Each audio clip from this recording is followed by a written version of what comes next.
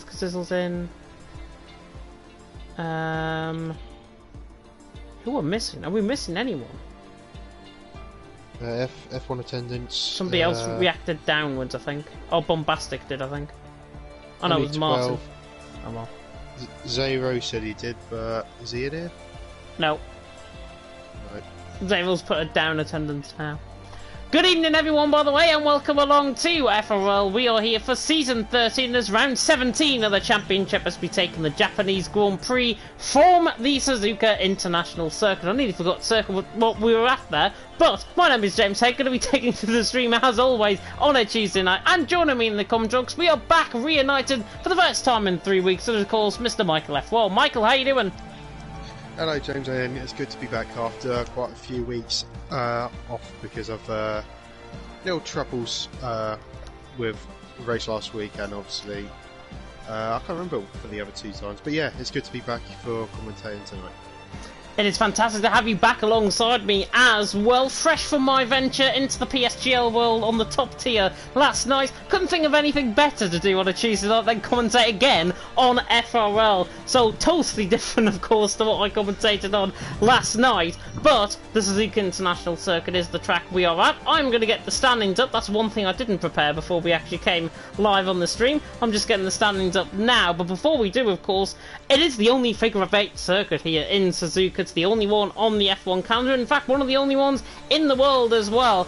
And Jensen outscored Baraka in terms of the championship last week in Singapore. A really good Singapore Grand Prix as well. Watch back the final stages of the race if you do want to after this. Macho took the win. He is the 6th driver to get 100 points so far this season. He is on 100 points there in 6th with 2 wins out of 3 now. Of course, his previous one coming for the Emilia-Romagna Grand Prix in his 3rd win of the season indeed. Jensen finished 2nd with the fastest lap points, so he gained a point because of that, like he did last week, of course, in Russia, or 2 weeks ago in Russia. And in 3rd, Iona continued on his really good form as of late. But what did that do to the championship standings? Well, Baraka leads the way. It's 18-point the advantage to Jensen in 2nd on 216 points, Baraka on 234, Lou in 3rd on 143, Nathan in 4th on 105, Zavo in 5th on 104, looking very close indeed, actually the battle for 4th, Macho involved in that as well in 6th on 100, Yona in 7th on 80, Rocco in 8th on 79,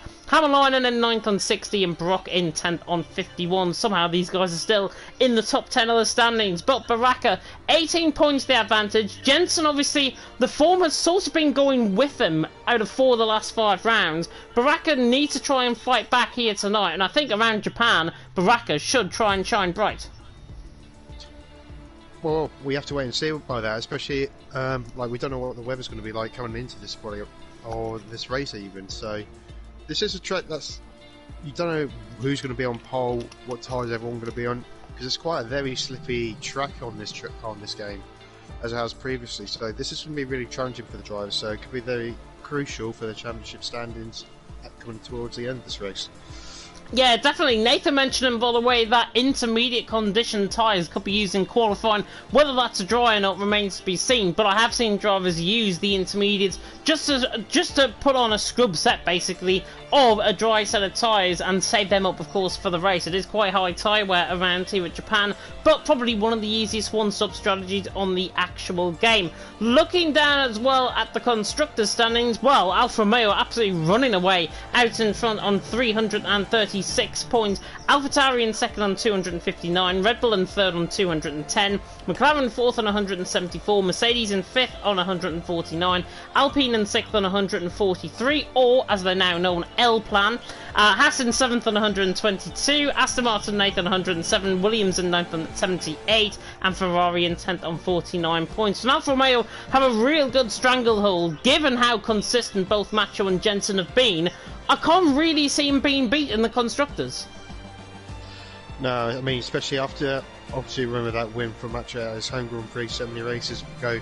It's sort of brought up an extra step for him, and he hasn't really looked back since. And I don't know if it might drop off after maybe a little pie at the weekend over a certain driver. Who knows?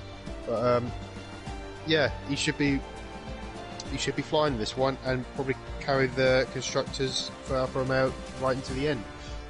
Yeah, definitely so, and hopefully nothing is going to go to the court of arbitration like it has done in real life, of course, between Red Bull and Mercedes. I'm sure you all saw what happened on Sunday night. If you didn't, of course, Verstappen did win the World Drivers' Championship, confirmed by the stewards a few hours after. And I've got to say, Total Wolf playing his utterly brilliant role in the voice communications, of course, with Michael Massey. And I've actually heard a rule change that is going to be happening next season in real life F1. The race director, the race directors contacting the race directors partway through the race, apparently is going to be banned next season, I've heard. So if that's the case, obviously F1 don't want to go for transparency.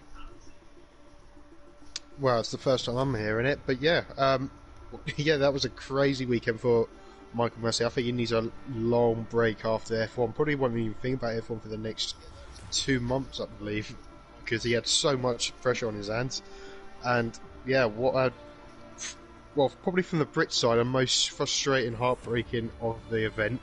But the Dutchers absolutely flying high, because obviously it was like a roll of a dice at the casino. You don't know what was going to happen. Yeah. But yeah, what a fantastic race though. It was a really good race. Honestly, it was the first race I've watched since the British Grand Prix live, because I've only got access to Channel 4, and I was watching the Sky coverage through, obviously with their partnership on Channel 4, and it was absolutely unbelievable. The thrilling end to that race, albeit quite farcical, I think, in my opinion. I honestly think it was one of those that really captured the attention and got everyone talking on social media. But no matter how you look at it, Verstappen deserved to win that championship. No doubt about it. Hamilton, if he won the championship, he would deserve to win it as well. Both of them have been so consistent, a class above the rest of the drivers, of course, on the F1 grid. But given, of course, how the actual ending went, I've honestly got to say it actually threw F1, I've got to say, into a bit of disrepute, because it wasn't the best ending, I've got to say, to a World Championship, and it certainly could have been done a hell of a lot better. Yeah, I mean, to be honest, I think, obviously, how the race progressed, I think Hamilton did deserve it more, because he was just unstoppable that race, and then the luck of the safety car just proved Verstappen's hand, but just proves you just can't give up in those situations, and Verstappen really just took the advantage with the safety car, and with the four or 5 cars in between which got let through, so even more drama because of it. And there's rumours that Mercedes are still going to protest for I can't remember what rule it was, but they got one last chance of probably changing something, but it's highly unlikely that's going to change Verstappen being champion. Yeah, I think nothing is going to change in terms of how it's going to look. I mean, Verstappen, as I say, deserved to win that championship, however you like it or not. And looking here in Japan, it is raining here at the Figure of 8 circuit, the Suzuka International Circuit, of course. And that, of course, is 5.8 kilometres and then 3.6 miles, awaiting the guys out on track with only the one DRS on running down the start-finish straight. Don't think these guys will necessarily be needing, of course, the dry set of tyre in qualifying so far. It looks as if it's going to be green wall set of intermediate condition tyres as we now load into the lobby and load into, obviously, how we're going to look. And it is, in fact, the green wall tyre that everyone is going to be on. And remember, the green wall tyre, the set of inters, can dispose of 25 litres of water a second. So you would imagine how this rain might progress throughout the session. The track might dry towards the end. It could do, but it could also gain like heavier and to put full wets on. So it is crucial for these drivers to actually get out on track as soon as they can, just in case it gets rain even heavier. Yeah, definitely. I mean, Japan is known for typhoon conditions, and I really hope that we're not going to get anything like typhoon conditions here. But the first cars are beginning to come out on track, which I think you were about to mention. Jensen, it looks like, is the first one out on track, along with Kazizel, who is ahead of him. And Kazizel's first race in a couple of weeks, I believe, here in FRL for the Shizou man. And of course, the Shizou drivers have been doing quite well in terms of the PSGL Esports Cup event. The final for that, of course, you can catch on Friday. Myself and Aidan Carter may as well feel a bit of selfless self-promotion out there for myself on the stream on Friday, because this will first man out on track, and he'll be looking, of course, to try and excel on this set of intermediate condition tyre. Jensen in behind as well, and you would imagine that these two are going to be towards the top end of the field. Well, if Kazizel, well, we know what Kazizel can do in FRL. He's no slouch. I think he was one of the top guys that fight for the championship, especially well, I wouldn't say last season, but he was certainly contention for a race win. So, yeah, if he's still got the pace, then he surely will be up there with these lot, and it would just put more pressure on Jensen and Baraka as well for their title.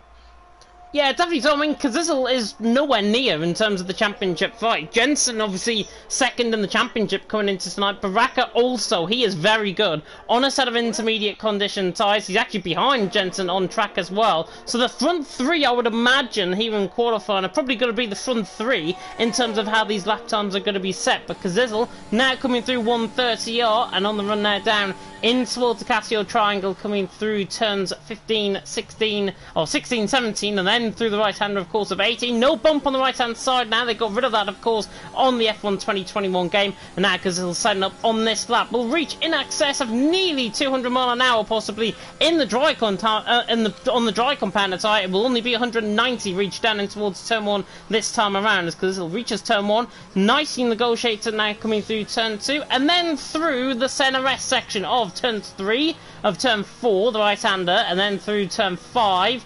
And then eventually we get there towards turn 6, and he's looking quite good on this set of intermediate compound of tyre. Now, because this will come through the Dunlop curve through turn 7, and then towards the first of the Degner section out on track, and towards the end of the first sector to 36 flat through the first sector, exactly where you want to expect to be on a set of intermediate compound of tyres. Now, because this will coming through the Degners, getting all squirrely nearly, having a bit of a Daniel Kvyat moment of 2014, where obviously he crashed into the wall just before the hairpin on the left-hand side of the track. But now, through the hairpin, because he'll negotiate safely. MotoGP section on the right-hand side of the track there, as we now come through in towards Spoon Curve, through turn 12, and then through the left-hander of turn 13, and indeed turn 14. We reach towards the end of the lap here on board with the Brit of Kazizel. Jensen and Baraka are looking quite quick as well. They're both separated by quite a long way out on track, but we'll come aboard with them in just a second. But Kazizel now on the run down in toward 130R. His middle sector not looking too bad, 119.6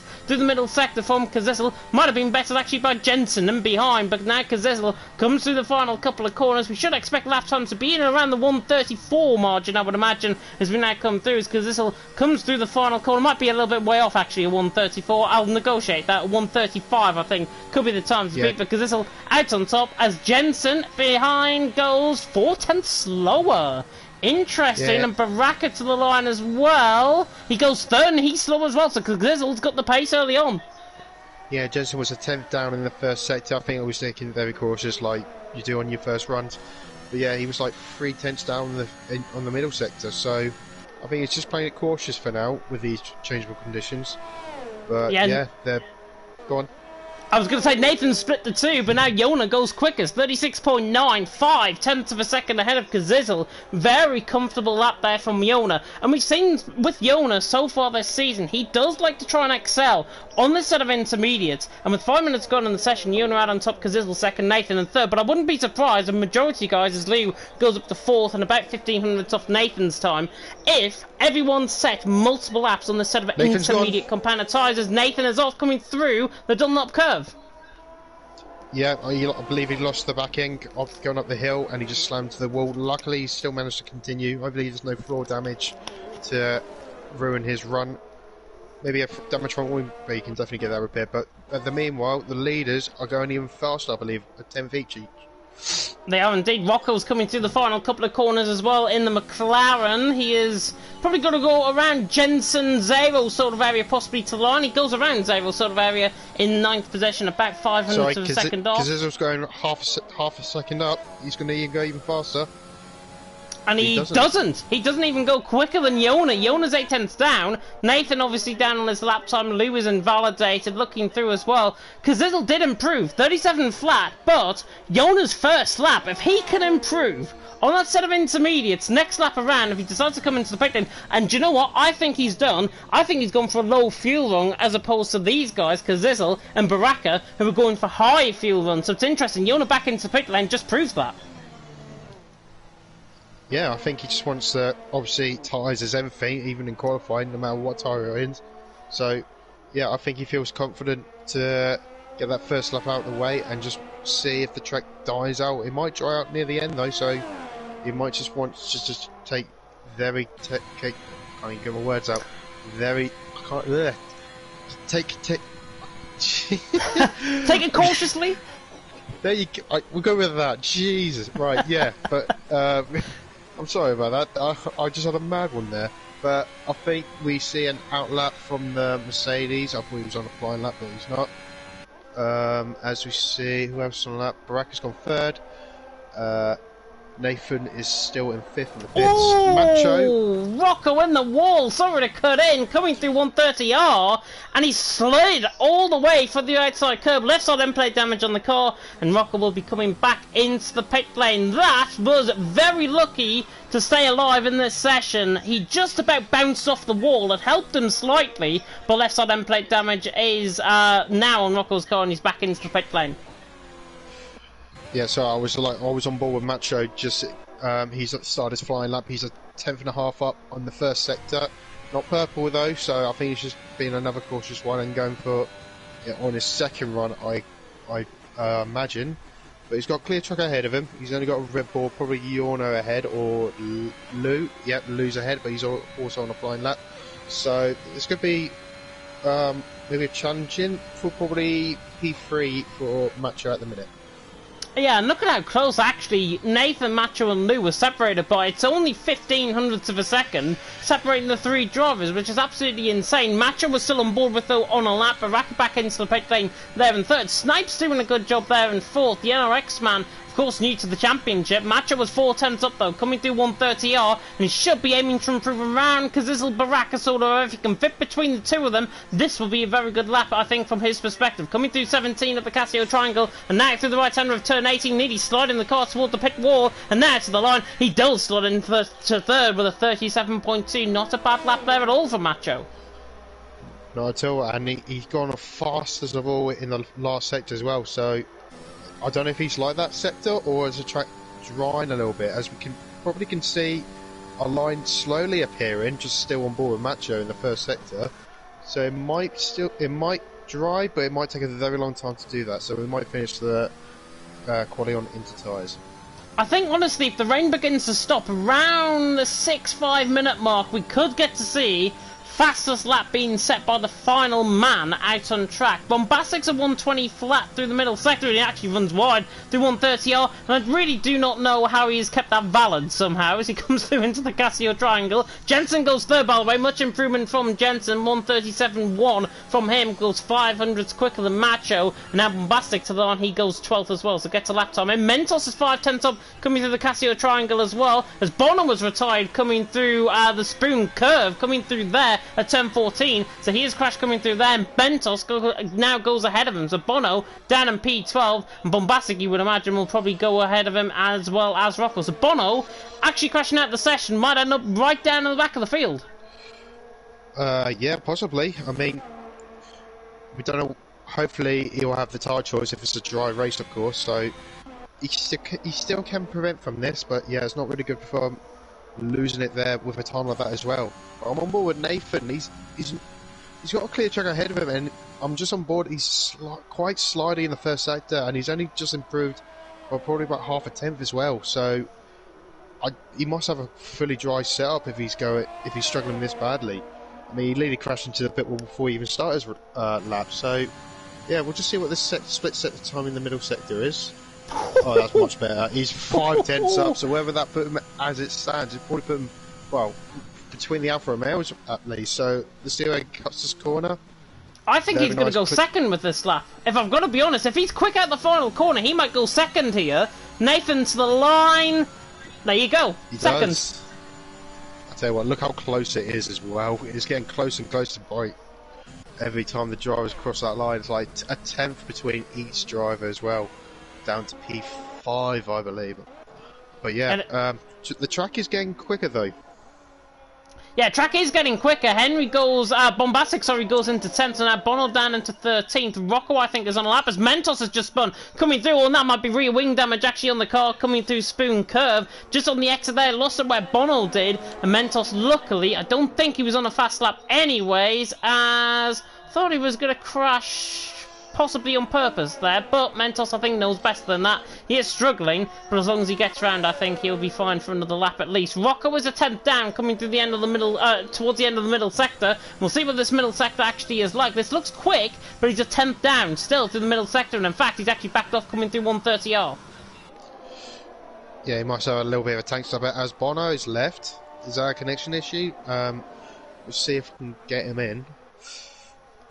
Yeah, if you do that, Sorry, yeah, I was going to say, if you do that, that'd be fantastic. Yona, though, still in front. Nathan looks like he's on another lap here, though. The Alpine, of course, formerly known as, well, as Alplant, and he's 700ths up, so Nathan theoretically is going to go on to pole position here if he manages to get the Casio Triangle section right. And with 6 minutes to go in the session, still Yona out on top, Nathan in second, Kazizel in third. Kazizel, I believe, has just sorted up on a lap as well, and Nathan really, really close to the pit wall on the run to the line, and that saves him the ground. He gains a 10th as a result, and he goes on to top. 136.8 from Nathan, out on top. Yona in second, but Yona is responding 4/10 of a second up through the end of the middle sector. Wow, oh wow, he's on a good lap of Bombastic. Gets out of the way to the right-hand side. Luckily, I thought there was a little bit of traffic in there, but now Yona coming through the final corner. This is pole position. He could mess up the final corner. This will still be pole. Yona to the line. 136.495. That is the lap time to beat, everyone.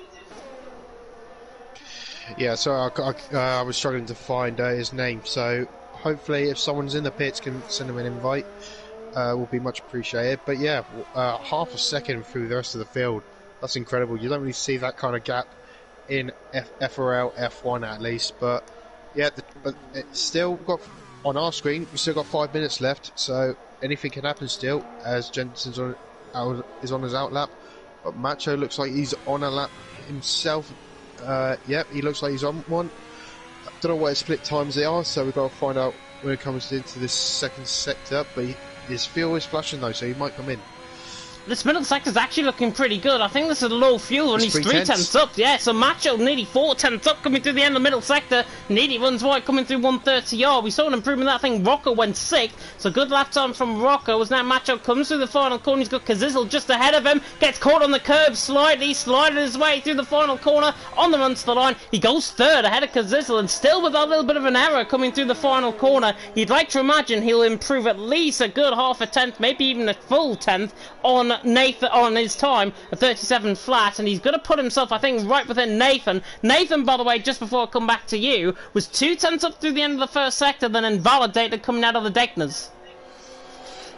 Yeah, I think Macho could have probably got second there, to be honest. He was in Kazizel's dirty air when he was about to start his flying lap.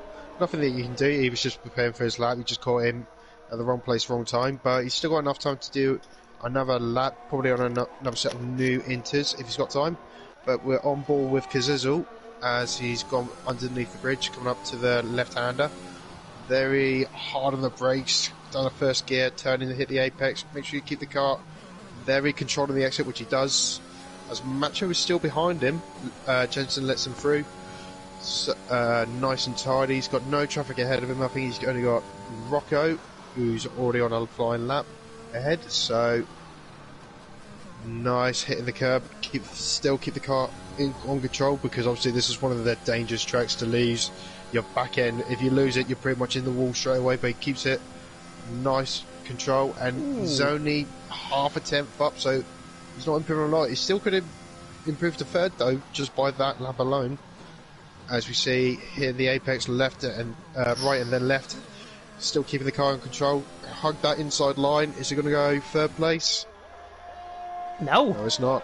He did improve on his lap though there. He did improve 200ths of a second. Honestly thought that middle sector looked really clean. He lost the time though in that middle sector. So obviously a little bit hesitant possibly going into the hairpin. I noticed as well on the exit of the hairpin, he kept within 5th gear. So that has probably degraded the speed away, and that's why he didn't really improve coming through that section. Snipes, by the way, went 5th. He is down on his lap time. He's actually invalid on his lap time. Looks like we're preparing up for another lap. Jensen is on another lap coming through turn 5 and turn 6. Yona currently on that lap on pole position. I don't think anybody is going to be getting close to Yona's lap though at this stage. A 136.495 still out on top. Jensen though coming through the end of the first sector. This is more committed from Jensen, and he's 800ths up as a result through the end of the first sector, as I nearly commentators curse him coming through the Deckners. He's kept it going, he's kept it valid luckily.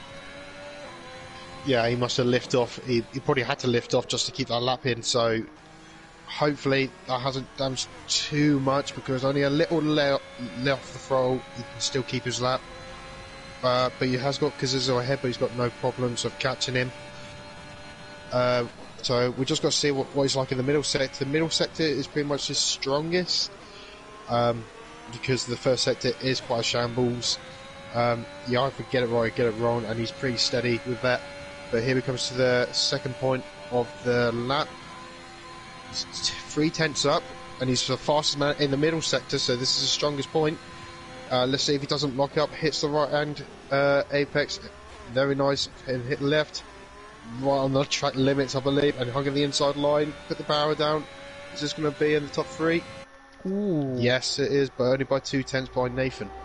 Kazizel, by the way, did improve. He went second, 36.5, so good lap time from Kazizel, and that was on his 4th lap on a set of inters, so good lap from him. Jensen there in second, Jensen there in third, actually. Nathan in 4th, Zero goes up to 7th. There was a few problems, actually, for Zero. Didn't think he was actually going to race tonight. He is in, though, the Finn. He's there in 7th position, possibly on his final lap there as well. Yona has just started up on 1, and Zero just ahead of him out on track. Just trying to flick through. Henry, 4/10 up, coming to the end of the first sector. Now we saw Henry very quick on a set of intermediates, of course, in Imola, and this is going to be more like, I think, his chance to try and shine. He's more than a second up now, coming through the middle sector. Kazizel, I think, is retired out on track as well, just underneath the bridge on the run towards the hairpin. But now Henry, as the time now comes down to under 3 minutes, so that means the session pretty much over and done with. Henry's on a flyer here, round the final corner to the line, and he goes 5th, 36.8. Good lap from him. Anybody else improving? Jensen's up 700ths of a second. Yeah, Baraka's up by 2/10 so on his first sector, and he's the fastest man in the middle sector. Don't know if it's going to be enough for pole. He's probably going to be comfortably, probably with Jensen as well. You can't separate those two, like, no matter how you try. But let's see in this first sector. Lost the back in a little bit, but it still keeps it. Look at the inside line, and that's third place for him. But nearly identical to Jensen. But Jensen. Just invalidated coming out of the Casio Triangle to Jensen. Was 2/10 up. He had everything right. He just took too much curb and was greedy. Snipes is not improving either. Nathan might be. He's coming through the spoon curve. We'll run on board with him in just a second. Yona is a 10th.5 down. He's really got nothing to lose other than pole position. And now Yona on the run to the line. Flies at the final corner. He nearly improved on his lap time in the end. Good lap time by Yona. Still 36.5. Very consistent. Going though. Yeah, Nathan. He's up by 2/10 in the middle sector. He is. He's coming around the. Well. He's coming around the final couple of corners as well. Can he fight the car on the run to the line? He goes 3rd.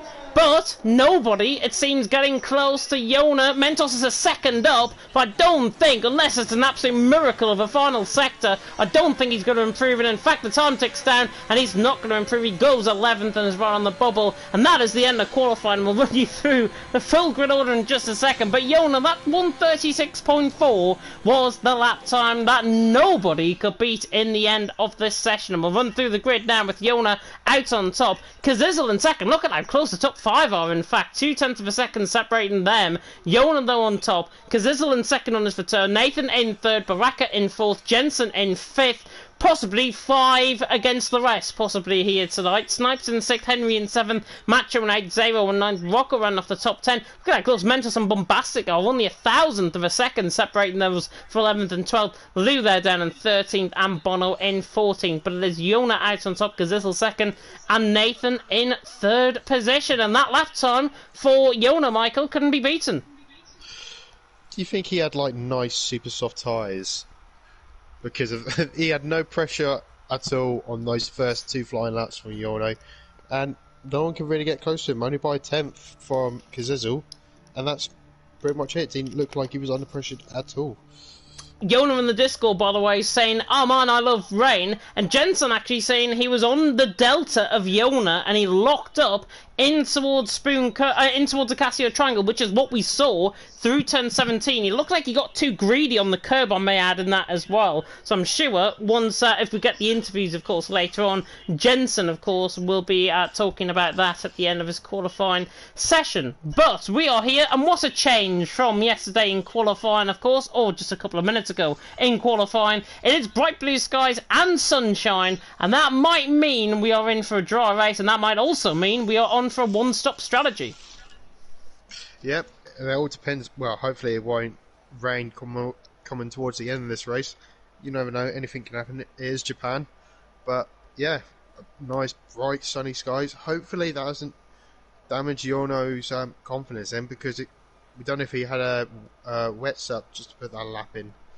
But yeah, hopefully not. But yeah, this could be a very exciting race, and obviously with the championship contenders in 4th and 5th, this is going to be a very interesting race.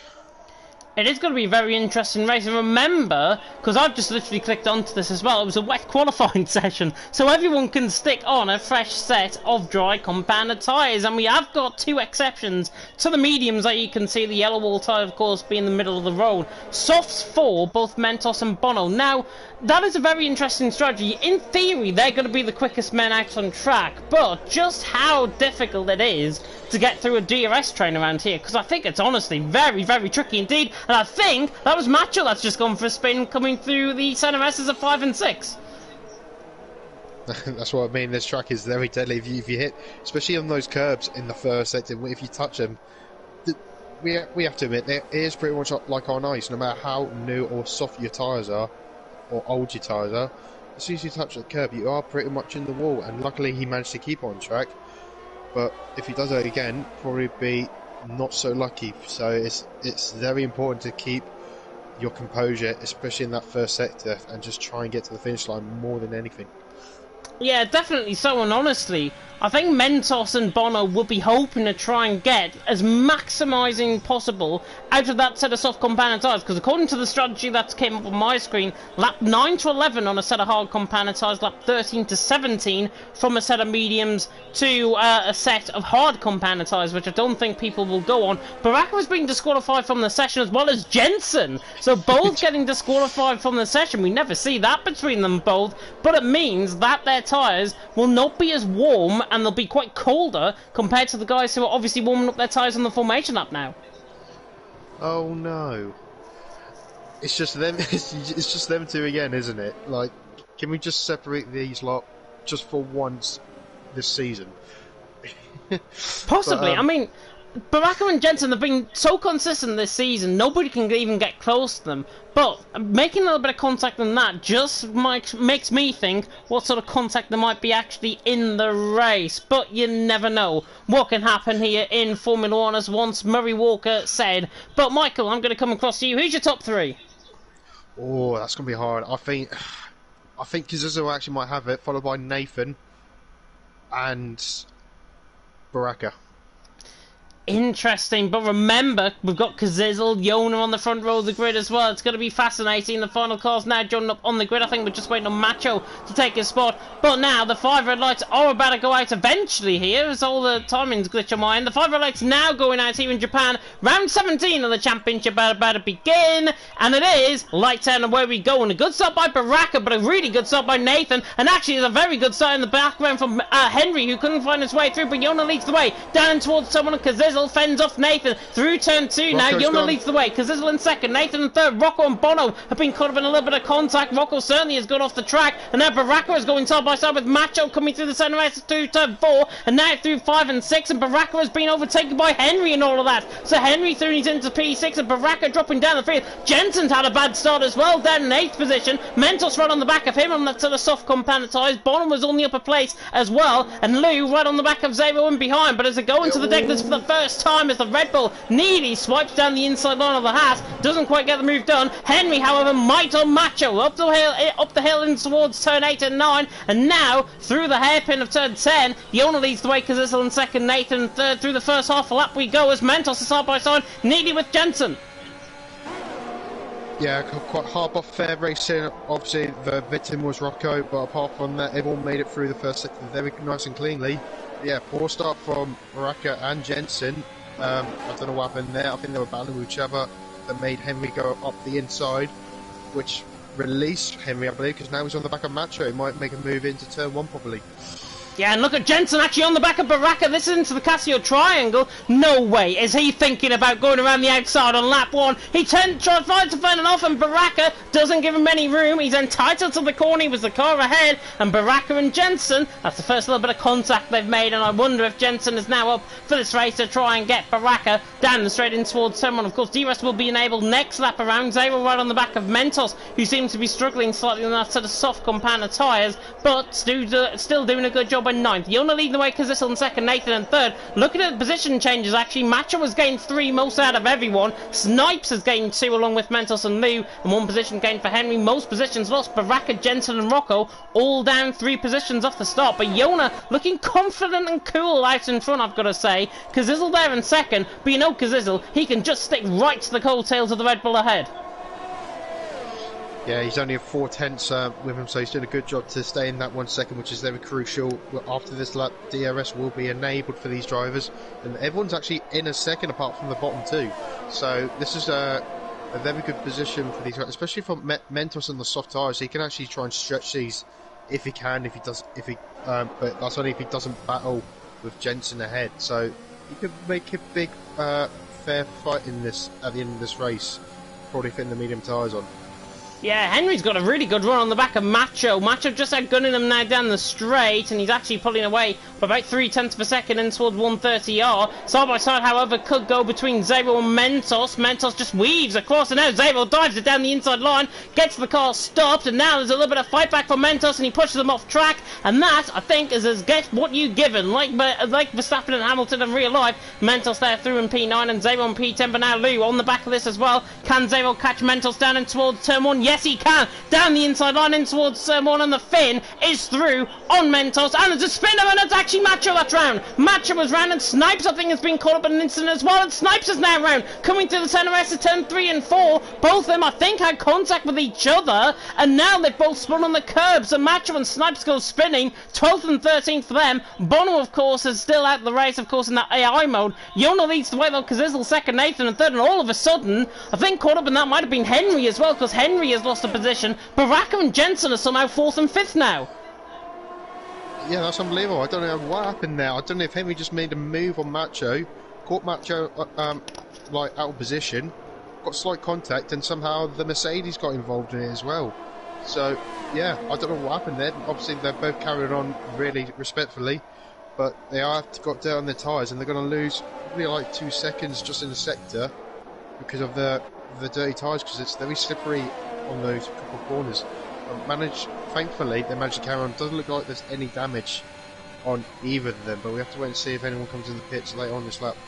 Yeah, Jensen on the back of Baraka closing up, but look at the gap now. Nathan is 3.1 seconds ahead of Baraka, and Baraka, you would argue, he hasn't got the pace to try and close in, and with the DRS train ahead, he's going to come under attack now from Jensen, and I think Jensen might actually get the run down in towards someone, and this is the easiest overtake you'll see all night. Absolutely saunters on by him, down in towards someone, and Jensen as soon as outscoring his championship rival into 4th position he goes. Baraka there in 5th. Mentos, by the way, did pick up a penalty after track accident, I think through Spoon Curve, and that is a 3-second penalty for Mentos there, and it's the first one of the night for him. Zero's still on the back of him. Oh, as Mentos actually goes for a spin coming through turn 5. Luckily recovers the car. Luckily the ghosting system's in play, because that would have been a hell of a contact, and Baraka, I think, has gone round as well. Baraka has gone round, coming through Spoon Curve. Everyone is catching the curbs. Actually, that's through Dunlop Curve. He's he hasn't got any front wing, I should say, and now Baraka down in 12th position. Championship hopes are going up in flames in Japan.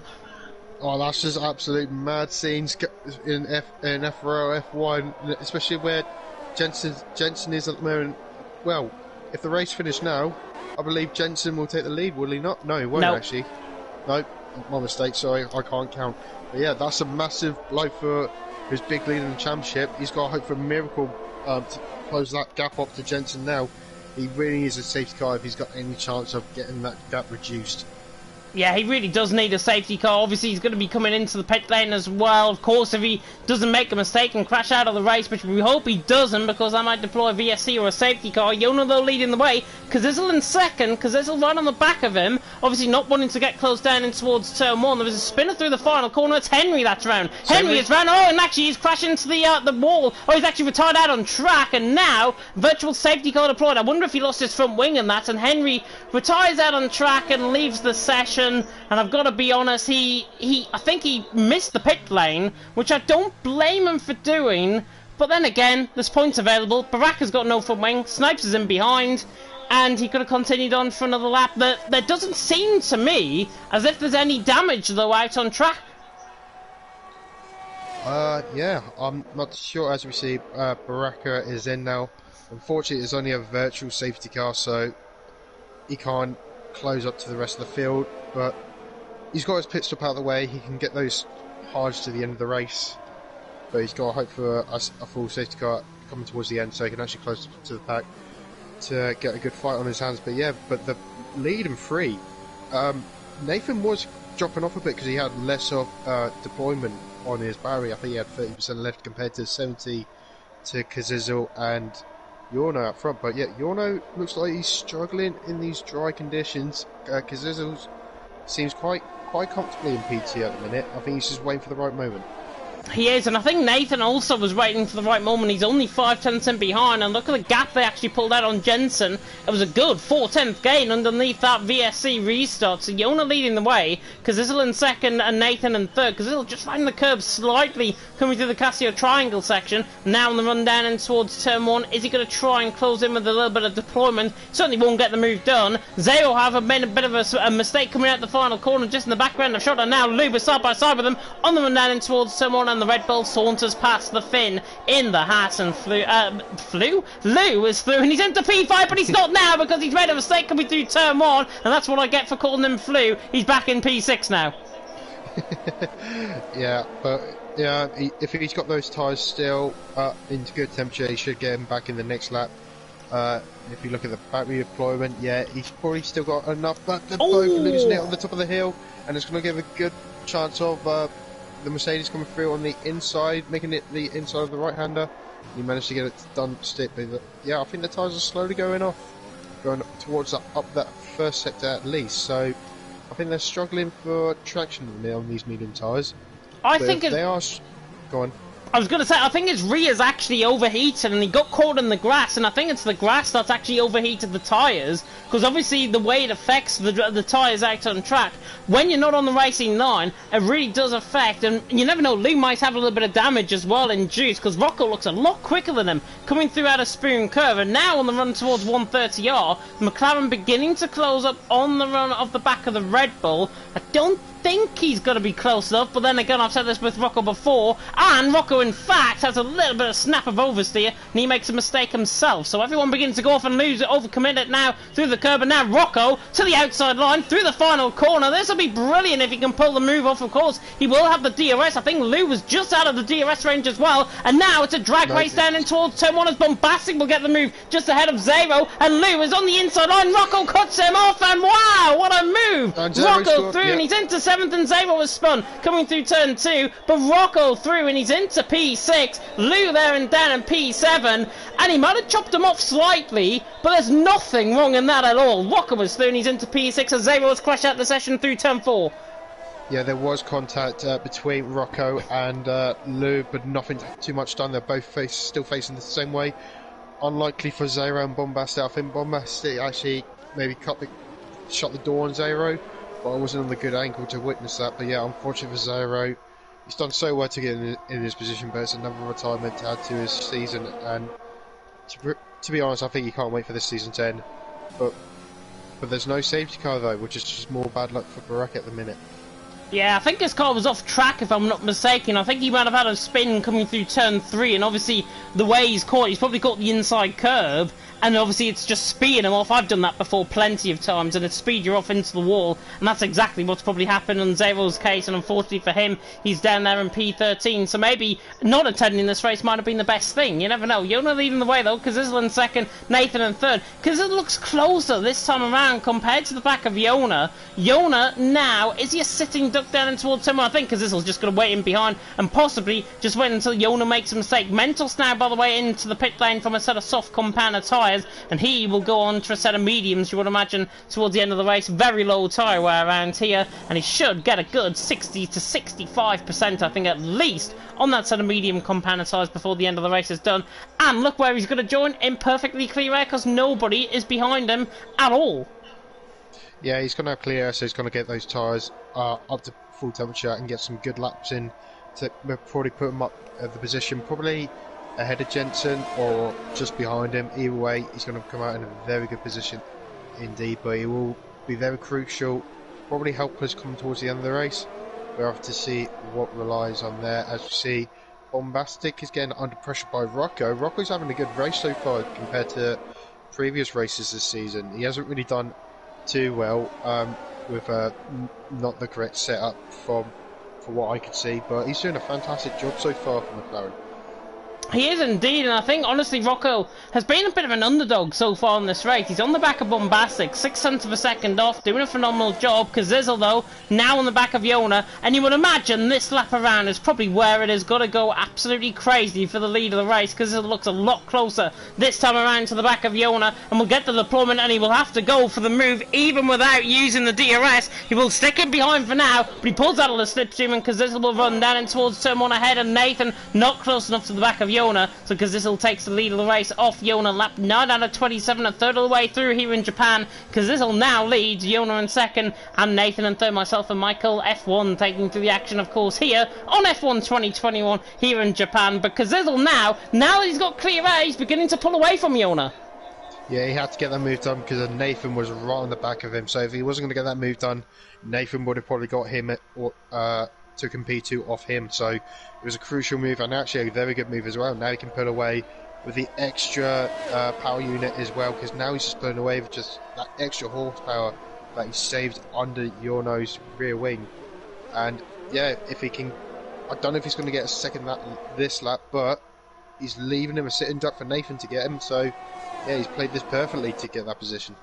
Yeah, definitely so, and look at now Nathan on the back of him, 0.2 of a second away, coming through the spoon curve, and Kazizel looks like he has got the pace to try and burn away from Yona, maybe even go out outside of a second. But now Yona on the run up towards 130R, just use a bit of deployment. Nathan using more deployment in behind. You can see now the closing speed begin to come on board the Alpine, and he's not going to be close enough down in towards the Casio triangle of 16, 17, and indeed through turn 18. Might be down in towards someone, yeah, because Yona goes deep, and now Nathan on the inside line. He will have the run, but Yona, remember, will have the DRS, so Nathan has to cut back in the slipstream, and I think because he's running out of the DRS range, he does not want to go for the move. Yona closes right onto the back of Kazizel, and Kazizel looked like very slow, and now Yona down the inside line. Can he get the move done through turn 2? I don't think he can. Kazizel shuts the door, and Kazizel holds the lead of the race, but that was one scary moment. Kazizel might have got away, but the DRS train around, he was very potent. Yeah, Yona had to go up the close to Kazizel, because Nathan would have got him, because Nathan was pushing him all the way to the end. So yeah, he had to get close to Kazizel, otherwise Nathan would have got him.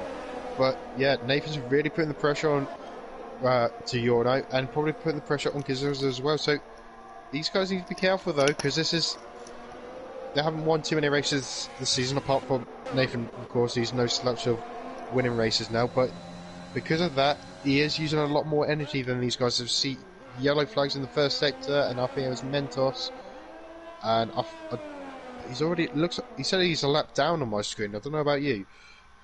Nope, he's not a lap down for me. He's on one lap on a set of medium compounded tyres, which is what it might be, but he did spin coming through turn 3 and 4, so we lost on the exit of the apex, in fact, through turn 3, and that is why Mentos spun round. Luckily, no damage on the car, so I'm really glad to report that he's still there in 9th, and he's on a better strategy compared to everyone else that is ahead of him, who is still yet to pit, of course, so that might come into play as well, because Kazizel trying to break the toe on the run down in towards turn 1 once again, lap 11 out of 27, as Rocco picks up a first 3-second penalty of the night, because it's a lead leading the way, but look at Yona really pull into the gap of Kazizel again, really close down towards turn 2. Nathan didn't follow them there. Nathan just not living up to the pace at this stage, but Kazizel and Yona in the DRS, that's the only thing, I've got to be honest, that's keeping him alive. If there was more corners around this track, I think Kazizel would be long gone.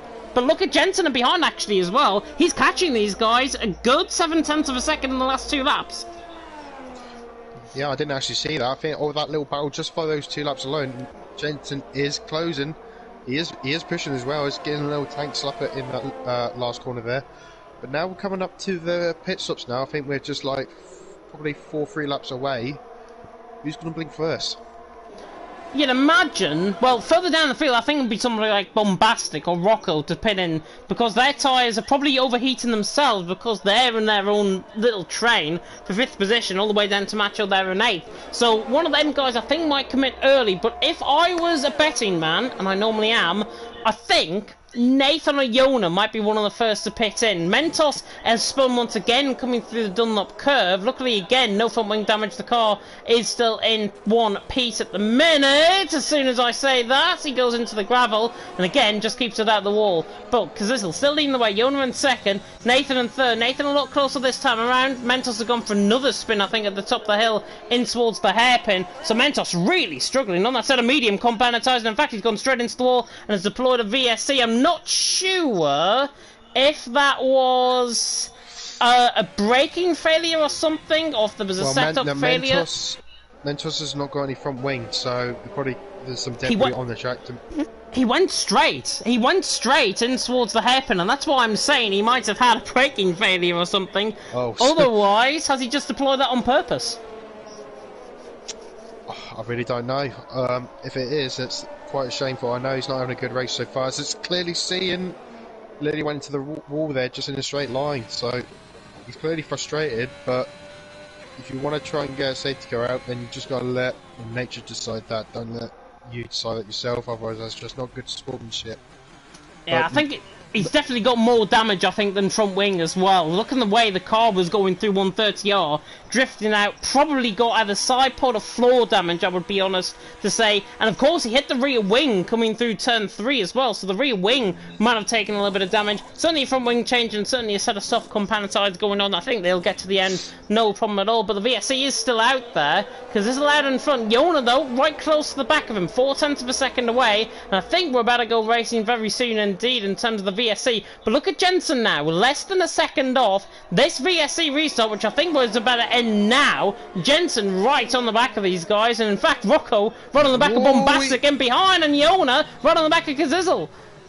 That was quite cheeky braking from Kazizel there. I don't know if he was on the limit of the Delta.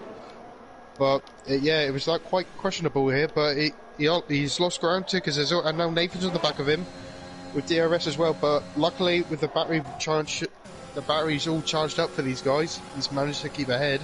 Oh, Rocco's going side by side down the straight and gets the move done. So didn't chop Lou like what he did with Lou. Macho by the way through and behind as well. But Rocco through and he's into P5. Nice move that actually. He got the run coming out of 130R and that spawned all the way from that VSC restart where Rocco got that move. So Rocco's through and he's into P5. But Bombastic is all over the back of him like a hot rash.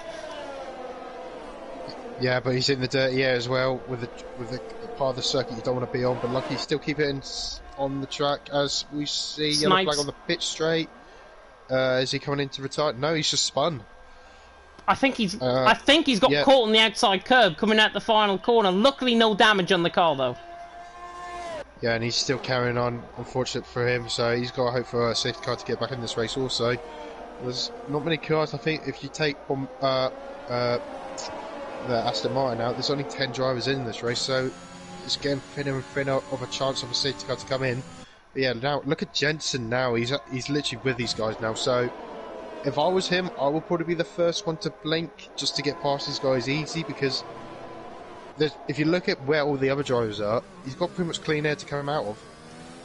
Yeah, definitely. I think Jensen He could be the first to pit in. He could try and undercut everyone that's behind him, but he's got to remember that those set of soft compounded tyres have got to last towards the end of the race. And if it's anything to go by, I normally think 14 laps on a set of softs is absolutely ideal. So this might be the laps we start to see drivers begin to pit in. Could be three. Oh, I was going to say it could be three riding towards turn one. However, the guys reached turn one just before I got there. But Rocco's Thuney's still in P5. Bombastic and Macho were looking very close though on the back of him, running down in towards turn one there. And again, they stay in 6th and 7th. Lou not doing too bad either. And Baraka now actually still in the points. So Baraka now in the points. And by my calculations, Jensen will not be doing enough to take the title lead, I should say, off Baraka so far. Remember, it's quite an extensive pit lane around here. So Jensen will lose time. It could be quite close. If Jensen stays out a few more laps, it could be quite close between both Jensen and Baraka. Once Baraka obviously still gets up to speed as Snipes has retired on the session. Oh, Kazizzle's left the session. Kazizzle has left the session. And Snipes has left the session as well. Yona leading the way, but Kazizzle has a moment of disconnection, it seems, from Kazizzle's perspective, and he loses the race lead, and now gives Yona the race lead. Nathan in second, Kazizzle in third. Oh, by how I want Kazizzle to join back in now. Bombastic is side by side in towards 130R. Luckily, he has rejoined, and Bombastic forces Rocco off track, coming through 130R, and there's contact between them both, and Rocco is going to have to stay just off the racing line, and somehow there is not any sort of safety car or VSC in there, because that looks inevitable. Kazizzle has managed to rejoin the session, but now Macho on the back of Bombastic goes past him like he wasn't even there, and Macho now through and he's into 5th position. He's now 3/10 ahead, running down in towards turn one. Yona leading the way, Nathan in second, Jensen in third, Kazizzle back in the session and back in control of his car as Mentos has retired through the from the session, coming through the Dunlop curve. What's just gone on for the last 30 seconds is absolutely blowing me, but well done for Rocco just to keep it out of the wall at least. That could be just another race retirement just right there and then. And he still managed to continue on those mediums, so well done for him just to keeping it there. Hopefully he can come back and fight these guys. As we see a timing glitch on my screen, I can't see the top four's gap. I think that's when Kazizzle's joined back in. Hopefully that won't screw up the race from now on, because we know what happens when you join back in throughout the race. But yeah, unfortunate for Kazizzle, he's lost all that hard work and he needs to bring back it all now. And yeah, now if I was him, I would pit just to get that fresh lap in and hopefully get the lead back by that stage. But yeah, unfortunately, I feel sorry for him, all that hard work he's just done, and now he needs to do it all over again with now Jensen in this pack. Yona in, Nathan in, Jensen, in fact they're all in, so all four of them are pitted on the same lap. This is something I wasn't expecting actually, but now all four are in, and we do get the updated timing screens, and it will be Kazizzle, who's obviously further down in the pit lane. He'll be leading the race. Bombastic though takes the lead on that set of mediums. Rocco there in second, but now Yona, Nathan, Jensen, Kazizzle, and look at how close Kazizzle actually is to Jensen on the exit of the pit lane. And remember, oh, that's Bono's AI car. I was getting excited. I thought Henry was still in the race, but he's not. Bono's AI car was getting me excited there. He's right on the back of those guys, but of course he's a lap down. But look at Kazizzle now on the back of Jensen, 5/10 away. That pit stop has really helped him. And if there's any man that can do this, it's Kazizzle, because he'd be absolutely flying, and it's helped because Rocco has spun coming through the Dunlop curve, and he's gone into the wall with no front wing at all, and that can deploy either a VSC or a safety car. If it's off track, I think he's fine, and that 3-second penalty needs removing because he was off track. Yeah, absolutely. If he reports, he will get it removed. That was just so unfair from Codemasters. Yeah, Rocco's doing so well. Did I give him that commentating curse? I'm not too sure. That'll be my first one, I believe. But yeah, unfortunate for Rocco. Hopefully continue. Please continue, because you are doing an amazing job so far.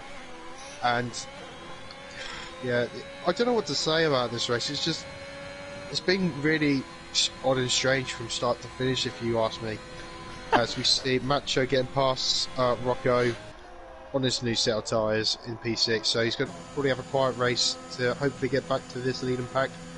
But no, Bombastic is leading the way though. Well, I'll say that, now he's in the pits now. So, business as usual for the top four. But with 10 laps to go, who's going to come up on top?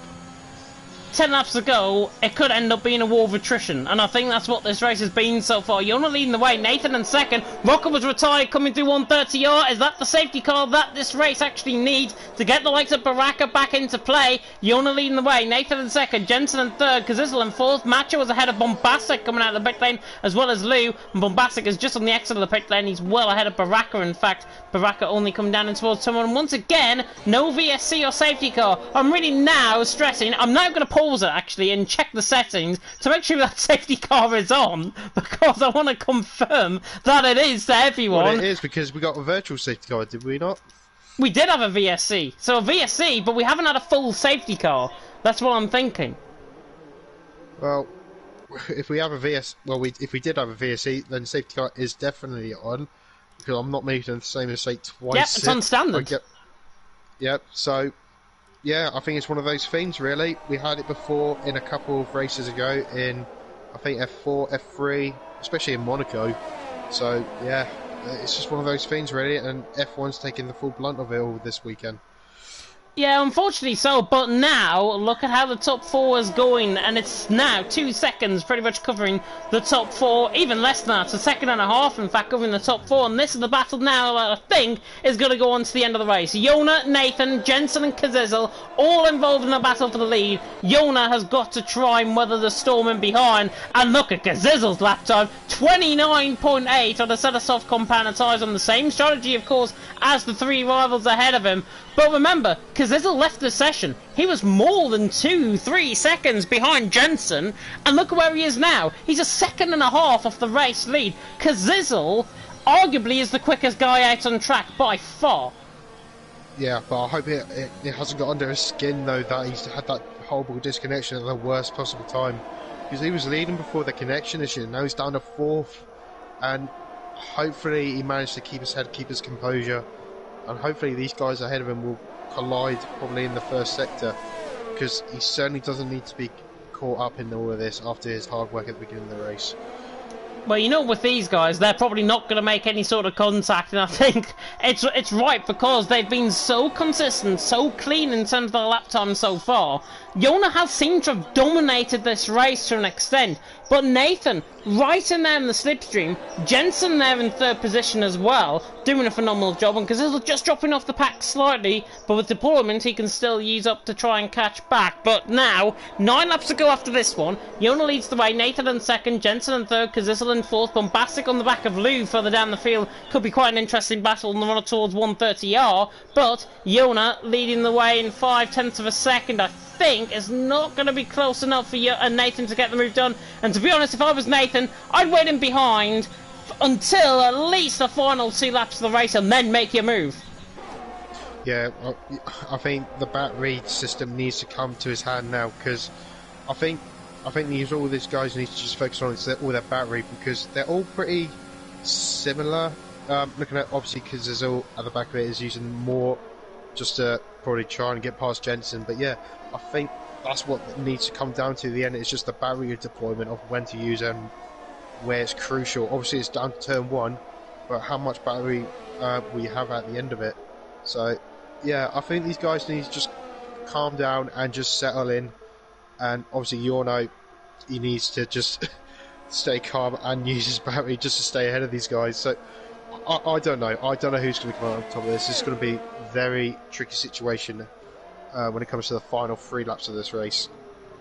Yeah, definitely so, and I mean, Bombastic there in 7th positions, doing a great job as well on the back of Lou. Obviously he's well off the pace in terms of how this fight is going, but Jensen now all of a sudden on the back of Nathan, and Nathan closing on the back of Yona in towards 130R. Lap 20 about to begin, 8 laps to go after this one, and it's beginning to build very nicely indeed in terms of crescendo, because this is just waiting back, maybe trying to get as lack of the dirty air as possible. Yona makes a mistake though at the final corners, but then 4.5 6.5 tenths again, but Yona on the run down and towards turn 1 pulls away. Nathan cannot live up to him at this time so far, and he is doing that, of course, because he is overheating those brakes and those front tyres as well. Now Bombastic on the back of Lou, further down the field. This is for 6th position. Lou just pulls to the left-hand side, and Bombastic on the right-hand side gets the move done. However, I've got to be critical of Bombastic there. It almost looked like he weaved across onto Lou's line, and don't get me wrong, it didn't look intentional, but if it was, that'll need a good look at. But he's through nonetheless. He's into 6th position, and probably it won't get looked at, but it's still something that I think shouldn't really happen. I know they've had a battle before, but do it on track rather than try and be aggressive to another driver.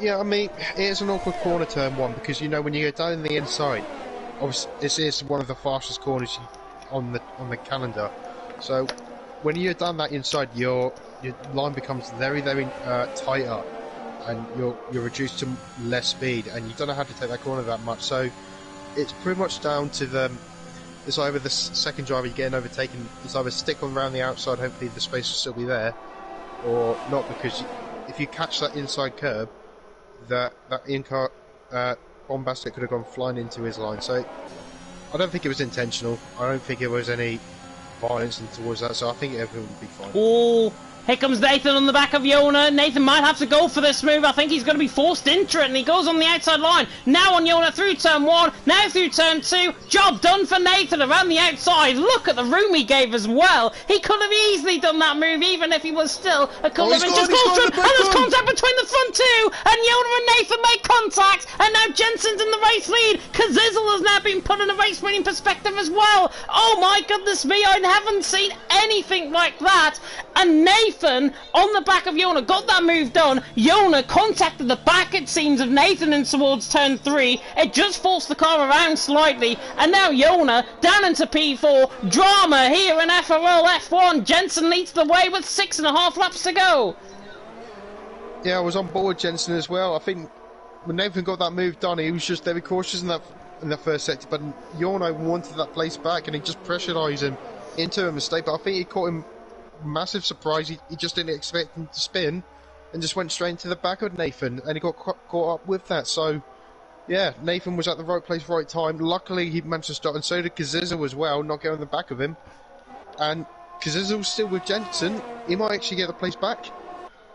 He could get the place back, but I think honestly Kazizel now on the back of Jensen, we're right on board with him now. Is Kazizel going to go for the move now on Jensen? I think honestly Nathan was more than forced into that move. He had no intention to try and take the lead of the race down in towards turn 1, but because of the closing speed, he had to try and go for it. He did it cleanly, he got the move done, the hard part was done, and then all he had to do was defend the position. But Yona, I think, didn't realise that Nathan had gone a little bit slower than necessary, and that is why the contact was made. Lou, by the way, on the back of Bombastic as well, 6th and 7th position.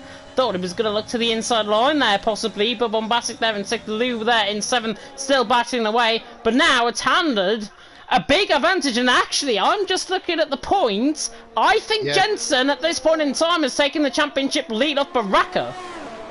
Yeah, I think only by like 3 or 4 points. 3 points. Yeah. But he is under pressure from Kazizel though. He was right on the back of him, literally by 2 inches, I believe, in that first corner. So it's not. He hasn't got the win just yet. I think he's just buying his time. Kazizel now he's only got 1 car to deal with. Because Nathan might catch up, but it's a very long tall order with 5 laps to go, and he's got like nearly 6.5 seconds to close up. As we see another battle, presuming, I believe, with Macho on Yorno now. But I think Yorno might put away with the... Actually, no, they're both down on Barry, so that could be an interesting battle to watch. But, yeah, the top 2, though, now. Is Kazizel going to get him? Again, he could be forced into the move. Look at the closing speed now within the DRS. I think he's going to back off the throttle though, down in towards turn 1. Exactly right on cue. He does exactly that. Down in towards turn 1. Because these esports drivers are so predictable, honestly. Jensen leads the way. Kazizel in second. Nathan there in third. But Kazizel, look at his ERS battery. 65% pretty much bordering on. Jensen, 29%. Kazizel's got 35% more battery to use than Jensen at this stage in the race. And if Kazizel just holds that back even further and harvests that ERS quite a lot, Jensen is in real trouble, because Kazizel is literally going to be flying like a hare, and Jensen is going to be the tortoise, and he's going to be basically standing still down the straight. Well, if Jensen was literally planning to Kazizel to take the lead, he might as well try and save ERS himself down that straight. If he's not going to overtake him on that pit straight until probably the last lap, he's got plenty of laps to try and get that battery up to defend. So I don't know why he could do that. I don't know if he watches the stream while he's racing. I'm not trying to give tips from an F3 driver myself and makes loads of mistakes. But yeah, maybe he could have tried to do that, but we'll just have to wait and see.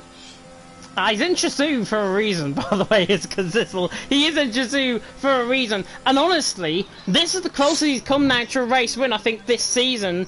Certainly in the last few races at least. Jensen leading the way. A snap of oversteer slightly, using the deployment just to try and get within, basically touching distance of Jensen down in towards turn 1. But look again, closing speed down in towards turn 1, backs off the throttle, and he just harvests that ERS down through turn 1, and that is why he's got so much of a so much of an advantage in terms of his ERS. As long as he doesn't clip a curb, Kazizel's going to win this race. It's just looking completely on in terms of that. A move, by the way, that we missed earlier on, I think it was the last lap around. Lou was through and he's into P6 on the back of Bombastic. And look at Nathan. Nathan is really struggling now in P3. Yona and Macho on the back of him, and that is now becoming a three-way fight for third.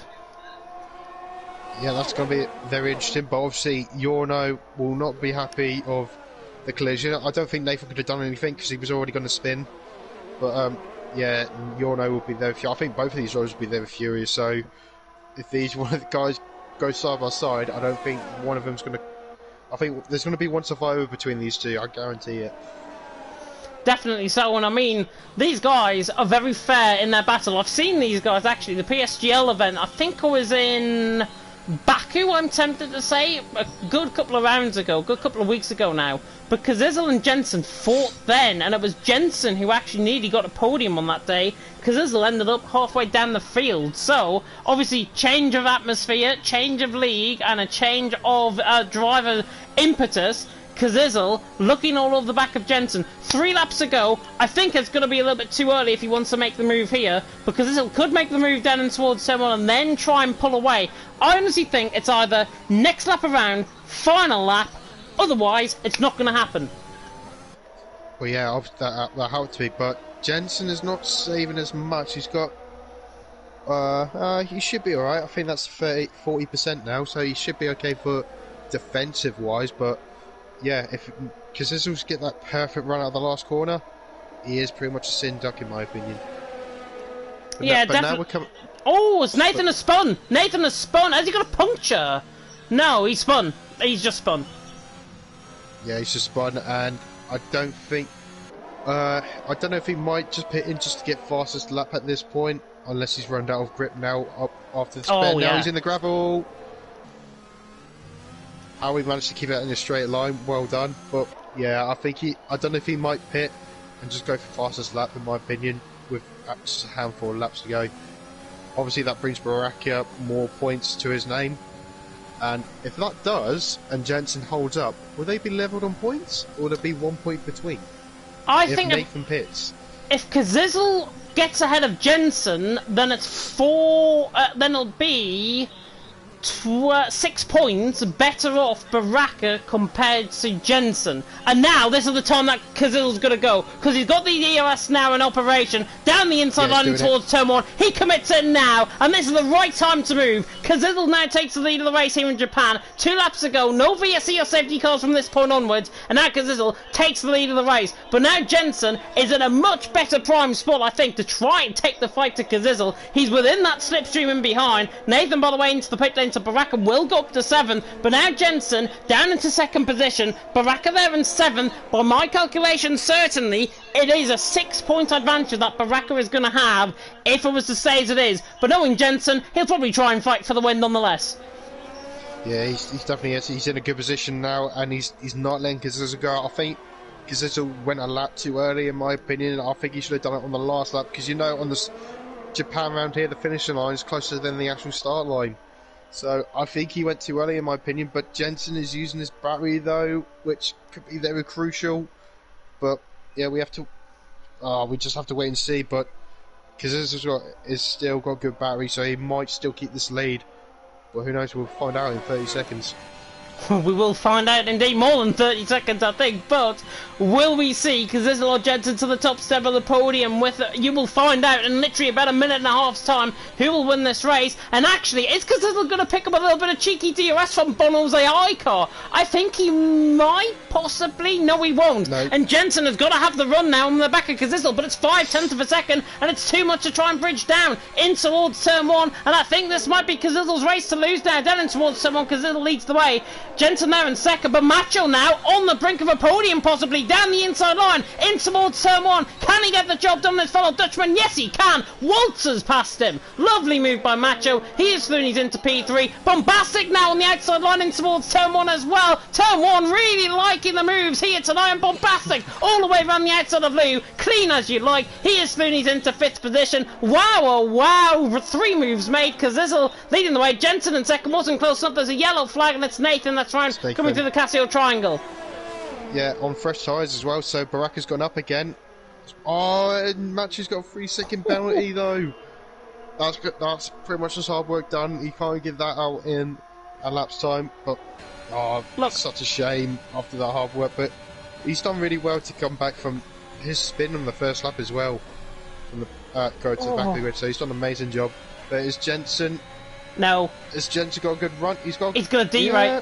He's going to derate down the straight. Look, he's 3% now, down towards 130. Oh, and look, Kazizel's pulling away. Kazizel pulling away from him. So now it's the Brits' race to lose. He comes into the Casio triangle. However, I say that, it's always the Casio triangle, and anything can still happen in Formula 1. But Kazizel's through safely, through the final corner here in Japan. Kazizel wins. Jensen in 2nd, and Jonas absolutely dived it down the inside line of Macho. Now to the Casio triangle, and Macho comes back out on top. Macho to the line, will finish in P3, but Yona with penalties will get will get 3rd. Macho with 5 seconds worth of time penalties in the end, or 8 seconds in the end. Obviously must have sped in the pit lane. Lou across the line to finish in 5th, but Bombastic gets him, and now we wait for Baraka to come home in 7th. Jensen, that's a glitch. Hang on a minute. I need to check race director, because it's showing Kazizel in 2nd, and Kazizel has won the race. He's got only 2 warnings. So Kazizel has won. Jensen in 2nd. The timings have glitched on my screen, certainly. So Kazizel has won, Jensen in 2nd. We can confirm that. It's just wrong on our screen. Yeah, and Macho did have a 5-second, which I don't know why that didn't come up on the screen now, unless he did serve it in the... No, he didn't. He couldn't serve it in the pit. I don't know. I've never seen that kind of glitch happen on this league, but yeah, despite all the little troubles though, and a few cars, half the grid just turning up, finishing the race, it's been a good race in my opinion. Been a really good race, more like a war of attrition.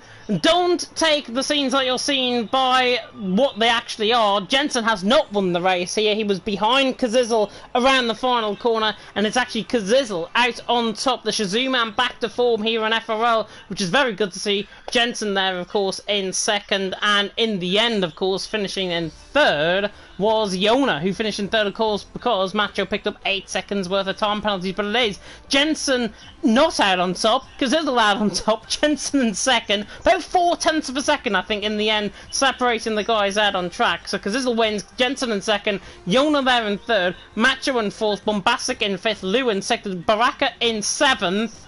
And again, by my calculations, it's certainly 6 points to the advantage of Baraka going into next week, of course, being in France, the rescheduled French race, of course, after those lobby glitches. Nathan finishing in 8th, he picked up the fastest lap as well. Bono Zayako finishing 9th. Don't think he'll get the points because he disconnected very early on in the race, so Bono might not get the points there. Rocco there in 10th. Mentos, Snipe, Zero and Henry also joining Rocco out of the race. But a fantastic race by all. Jensen winning though. Kazizel, sorry, winning. Jensen in second, Yona in third. Cold Masters really does like to make our job a lot harder, as Jensen has invited us into the party. So I will see you there.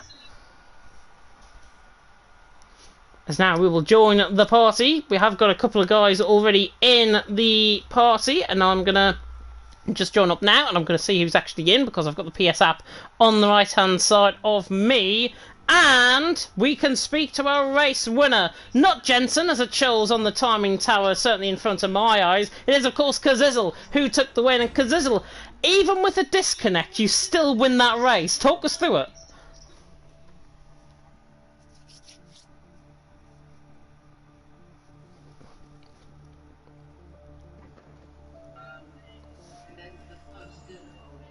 On just saving the tyres, because I know in Japan you struggle with a lot of wear. Stayed behind, and then I can't remember exactly when I disconnected. I think it was like 3 laps from like the pit window or something, and I dropped to 4th, and then I was able to rejoin luckily, and then we all pitted, and from there I was just my AI used up like 50% of my ERS, which was nice, so I had to save up all the ERS I'd save while leading, whatever. Then they took each other out, which was nice, and then I literally told Jensen that I wasn't going to do anything stupid, and I stayed behind him for a little while, and then with, you know, I think lap 26, I just decided to go for it, you know, see what happens, and it ended up working. It did end up working, and I said in commentary with 2 laps to go, esports guys know absolute best, and I think honestly making that move onto the penultimate lap of the race, you realised you had the pace to try and fend off Jensen as well. Just talk us through that move, because I think it was a lot easier than what you were probably expecting. Yeah, 100%. So I was setting it up from the lap before, so I ended up using a bit of ERS on the lap before to get as close as possible. And then I think I was like 3 temps behind going into the last corner, and I was like, alright, I definitely just got to focus on the exit. Got a good exit, and DRS is really powerful, as everyone knows. And yeah, just nothing Jensen could do, just DRS overtake too powerful, and just went up the inside. Yeah, and it was a very simple move, and that, of course, secured you the race win. Michael, I'm going to come across to you. Any questions? Yeah, obviously with the disconnect, you probably put a heart in your mouth because you were leading at that point, and then coming back to the lobby at the back of that grid. So, what was going through your mindset? Were you thinking of doing a different strategy, or were you going to just respond to what the other guys in front of you were doing? Because you had immense pace before your disconnection.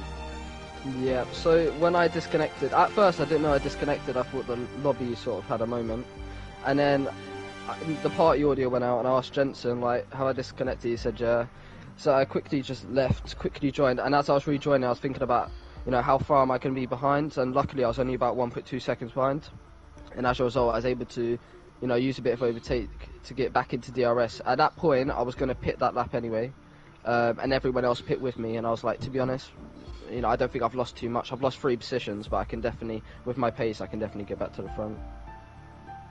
Yeah, and obviously with Yorno and Nathan colliding in front of you, was that the opportunity that the race win was yours? Because obviously you only had Jensen ahead of you, and he had no support with the DRS from Yorno and Nathan ahead. So if Yorno and Nathan was still ahead, do you think you would have got that win tonight? It would have been a lot more difficult, because I was expecting something to happen in the last 10 laps, and I was right. Because I feel like they got a bit unlucky. I think someone span and then it ended with someone collecting each other or whatever. But it would have been definitely a lot more difficult because how powerful DRS is. But I still, as soon as I disconnected, as soon as I rejoined, I was like, I'm still going for this win 100%. There's nothing else I want except this win. Well done. You definitely deserve that. In fact, all four of you pretty much deserve it, apart from that little mistake from the top two there, unfortunate. But yeah, fantastic race win for you. And will you be here again next week? First of all, thank you, and most likely, yeah, it's Christmas break, so why not just have a bit of fun. Alright, well, it's USA next week, I believe. So, do you think you It's can... not. It's Oh, France. sorry, even though you all the just said reruns, that, you just said that a minute ago, so I'm half asleep, I do apologise. But yeah, back to France now, with the reset of, well, the French Grand Prix. Do you think you can come out on top on that? Definitely not one of my strong tracks, but it isn't my worst track. So you know what? I'll tell you about average there. So we'll 100% see what happens. Just like today, it shows anything could happen. The leaders could take each other out. So you know what? I'm just going to push and just see what happens. Yeah, and yeah, well done. Good luck for next week, and fantastic race for you. And yeah, Thank you. fantastic race. And I don't know about you, James, but I think he's my driver of the day. Yeah, I totally agree. I think Kazizzle's certainly my driver of the day as well. And hopefully, it's not the last time I'm going to be seeing you this week. Are you going to be in Jeddah for the PSGL event by any chance? I'm not sure yet, but I won't say anything just in case. Just in case. Well, hopefully, if we do see you there, you might actually put on a good show, of course, for the Shazoo boys. I'm sure we might be watching the stream. But go and enjoy your evening, Kazizzle. Thank you guys. Have a good night. Will do, and we'll now move on, of course, to our man who finished in P2, and it was Jensen. And Jensen, of course, on the opposite side of that move. Talk us through it, because I knew Kazizzle was probably going to get the move done halfway down the straight. Yeah, I was pretty much running out of energy after, like, I had to use quite a bit of it in the opening stint to actually keep up with the front guys, because on the formation lap, I think it was Nathan heavy braked, and Baraka went into the back of him, and like I pulled to the side trying to avoid it, but it was nothing to avoid Baraka's spinning car. So yeah, we got sent back to the grid with 60 degrees rear tyres, and boy oh boy, it wasn't a fun opening lap at all. Literally absolutely boxed in. The back end was all over the place, but somehow held on to it. And yeah, in the end, I was basically with Baraka after a collision ahead again, and I think I got past him, and then we both tried catching up, but then he had a moment in the S's where he spun, and unlucky for him because he had a bit of a lonely race from then on, but I mean he still got P7 in that bit, but from then on, yeah, just tried to catch up the leaders, which I did in the end. Then, of course, because I got DC'd, I jumped up to third. We had the pit stops, we all came out in the same place, and then Nathan got by, and then I was basically pushing to get close. But then Nathan spun, and Yona couldn't avoid it, and they both spun out. So it became me and Kizzles P1 and 2. But yeah, in the end, I think Kizzles probably had more pace and energy right at the end, but I'm not too disappointed in P2. It's more points constructors and 6 points behind Baraka now, so I mean if I won today I would be leading the Drivers' Championship right now, but I mean I'm not too disappointed in how it turned out. Yeah, because I think in terms of the drivers' standings going into next week, it's something like 6 points. I think the deficit between you and Baraka. Still, though, you've closed the gap quite a lot. And obviously, I think Baraka, if he had a better race, he'd be right, probably well ahead of you, I would imagine, given how quick he was. Yeah, I don't know, to be honest, because he didn't seem too fast when I was right behind him, but you never know, he could have been quicker on the soft tyres at the end. But I think the alternate strategy this game for me, I'm really struggling with it. It was basically forced to go onto it there to not lose out in a train or not be held up on my strategy, because I would have lost out in the end. But I mean, yeah, it's one of those races, isn't it? But I think next week in France, where I was leading until the unexpected stuff happened last time out. But yeah, I'm hoping to win that one and win quite a few of the last few races, because I'm pretty confident in those. But yeah. Yeah, we'll have to see, of course, how you do get on in terms of how all of the races pan out, of course, over the rest of the season. Michael, I'm going to come across to you. Any questions? Not really, nothing special, because you just done a fantastic race from where you started. I think it was P7 on the track, and you managed to... Oh, okay. Managed to finish P2, could have been a win also. But, yeah, fantastic race from you. Especially with Baraka falling down the order. I think near the end of the race, were you just more focused on the championship than the race win, or were you always going to try and get that race win no matter what? I mean, I gave it a good go, but I mean, it was like half and half. Just try, like, if I over-pushed it and spun and crashed, then yeah, it would be a silly mistake and I would have lost out 8 points to Baraka in the end. But sort of thinking about the championship, and I mean, I could have took the lead of the championship, but it's a slow catch up, and from being 28 points behind 2 races ago to being 6 points behind now, yeah, I think it's pretty good. And the last 2 races, don't know how they're going to play out, but hopefully be able to get good ones on those. But yeah, and you said you're pretty strong around France as well, so I think the thinking that way was totally the best call for your perspective. And yeah, obviously going through France, no matter what the conditions lay ahead in France, do you think you challenge for the win once more? I'll say again. Sorry, I was just looking at something. Do you think you can challenge once more with changeable conditions, no matter what happens? Of course. I mean, I like the changeable conditions. Usually, it's mainly strategies and that, but I think the full dry races, and that's where I come in good with the tyre performance, because I usually get quite little wear out the tyres, and I usually come up good on strategies. I can go early or late, so yeah, it's all in my hands really for the next few, but yeah. Well, hopefully from our point of view, Baraka will be up there for a good title fight. Now we're coming towards the last part of the season, so but yeah, all the best for France next week, and congratulations on your PT. Thank you, and thanks for comments as always, you guys. No worries. Very welcome indeed, and now we'll move on to the man who finished in... I need to have a look at the standings because I've totally forgot what even happened. Goodness me, literally got short-term memory loss, I think, after these streams, honestly. But I'm going to have a look at the stream now. I think it was your unless somebody wants to say if they were P3, that would be fantastic. P3. Yeah, P3. It was Yona finishing in P3. Yeah, right. Goodness me, I'm having a nightmare tonight, honestly. But P3 for you, Yona. Absolutely fantastic result, given, of course, that little bit of contact that you had with Nathan. Talk us through it. Oh, you want us to begin there? Okay, yeah, sure. Man, he was pretty close. Like when we accelerated out of the last corner, like it was 6 5/10s. So I did use ERS on it straight, trying to defend as little as I could though, and went for the defensive line. He still went around the outside, which was pretty nice of him to do.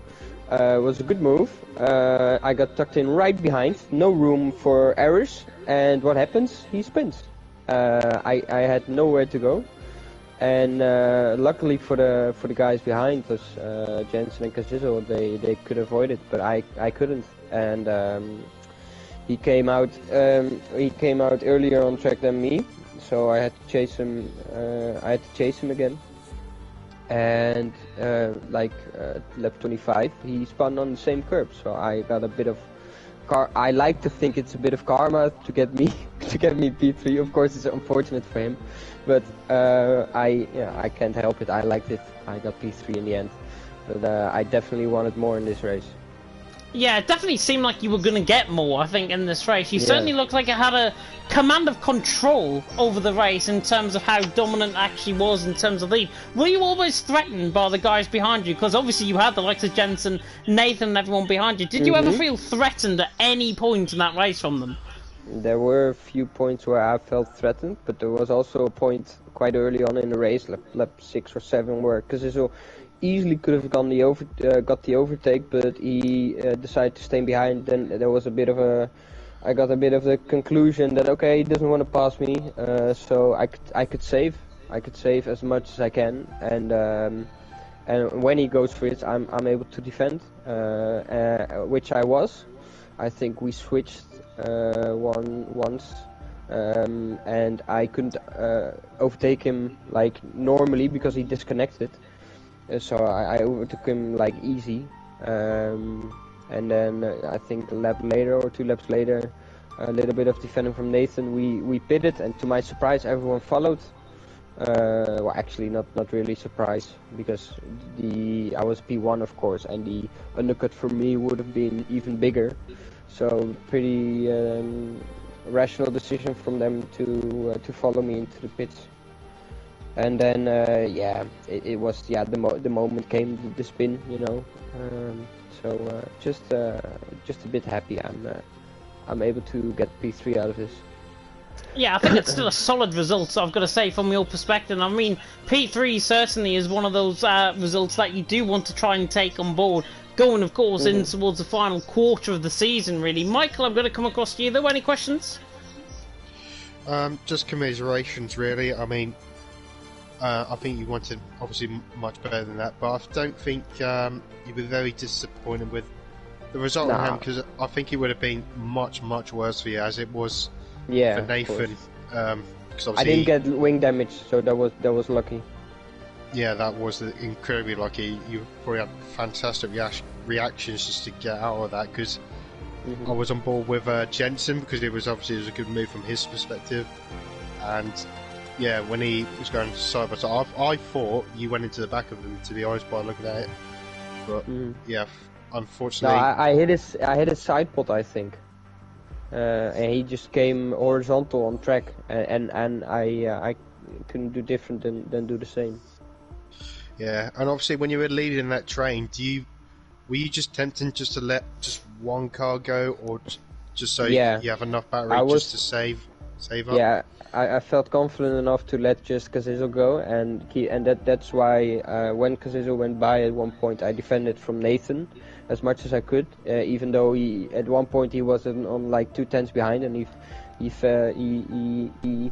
saw his opportunity. I defended, used a lot of ERS, just not to be the third guy in a DRS train, because that's really horrible.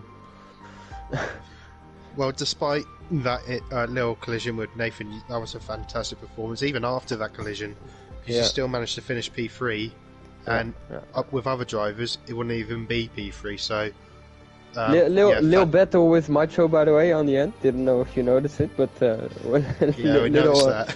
Yeah, it was a good little battle, but he knew, of course, because of the time penalty he got, I would get to play, so it was quite respectful. Yeah, little saviour from your point of view, but yeah, fantastic result, and a well-deserved podium from my point of view. Yeah, thanks, mate. And thanks for commentating. No worries, but going into France next week, do you think you can try and go 1 or 2 places better? I mean, it's very hard, I think, because France is, I think, a better track for other drivers, but I will try and do my best, of course, as always, and maybe squeeze another podium out of it. Who knows? I mean, if it's gonna be a quali like today, I don't mind. Well, you were the man to beat in quali, so well done for that. Yeah, well, yeah. Congratulations. It was.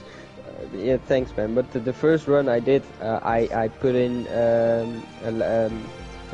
not more. I needed to do more fuel, of course, to do multiple runs. But that was why I went back into the pits, because I didn't have the fuel. I only selected 5 kilos.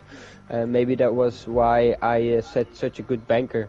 It was a 37.9 or something like that, and they just couldn't beat it. And it was a bit, of course, maybe a bit surprised, but then also I really like the rain in qualifying. Actually, it hopefully just build up the pace. Exactly. So hopefully it will rain on you again Yeah. for next week in France. Yeah, man. Thanks. Never know, might be a result like in TTML F2 on Thursday. Who knows? Who knows? But as I say, good enjoy your evening, Yona. Yeah, thanks, mate. You too. No worries at all. And now we'll move on to the man who finished in P4 and came on a really good fourth, I've got to say, out of this race. It is, of course, Macho. And Macho, talk us through the battle, first of all, with Yona, because it was very, very good down and towards turn 1 on the final lap. Yeah, I obviously had the penalty, so I expected him not to defend, like, for his life. But it was like in the pit lane and I braked and I was exactly 50 miles per hour and suddenly like the pit limit was on and I got a penalty. So I would have maybe even got that removed. But then obviously I got the penalty in the last lap for exceeding track limits. So yeah, I knew that was gone. But anyway, it was pretty good battle. It's obviously hard to overtake on this track. But I was pretty close and I didn't have the best of setups, I think. But yeah, I still got past. Yeah, and I was quite surprised with the pace because I absolutely hate this track. So it can only get better from here. It can only get better from here, and obviously you were fourth, I mean, in the race in the end. But talk us through the early stage of the race, because it really didn't look that way from an early stage. Well, I didn't have the best of starts, but then with all the chaos in front, I got from P9 up to P5. So I was happy, and I was just getting in the zone. Then I obviously got collected by who was it? Snipes. So I was down in P12, caught up to the DRS train again, and then I was just saving my tires. Was planning to go for a very aggressive undercut, and I was at 100% ERS while all the guys in front were derating. So yeah, obviously I went for the move, and I passed them all three. Then I pitted, was rapid compared to the guys behind, but obviously with the DRS train in front I couldn't catch up. But then the spins and I was just catching up with Yona pretty easily, so it was good to see. Yeah, very good to see, I think, and obviously the result still comes out as a real shining result, I think, obviously finishing in P4, the stronger races probably to come later on in the season as well. But Michael, I'm going to come across to you. Any questions? Not really. What it was a fantastic race, comeback race from you. Obviously after that spin, because to be honest, I thought you were out of it. Especially we didn't really have any safety cars. Obviously we had virtual safety cars, but you did really shine your way coming through the pack for possibly P3 if you didn't get that penalty at the end, which would have been an amazing achievement. So, but yeah,